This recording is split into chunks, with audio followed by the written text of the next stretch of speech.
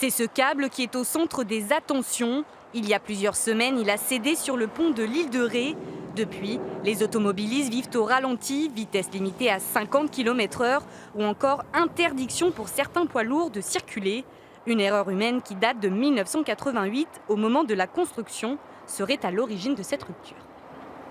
Nous avons pu constater qu'il y avait une présence de mousse de polyuréthane à la place d'un coulis de béton qui normalement enrobe les câbles d'acier qui forment l'ensemble du câble. La mousse, c'est un bon isolant thermique, mais absolument pas par rapport à l'humidité et encore moins par rapport à la corrosion.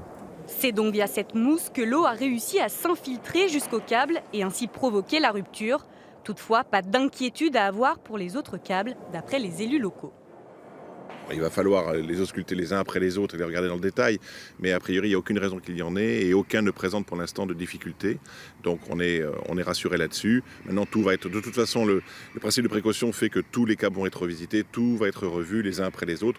Un travail de longue haleine aux frais du département, car si l'erreur a été causée au moment de la construction, impossible de se retourner contre Bouygues, l'entreprise chargée des travaux, la loi ne protégeant le bien que pendant une durée de 10 ans.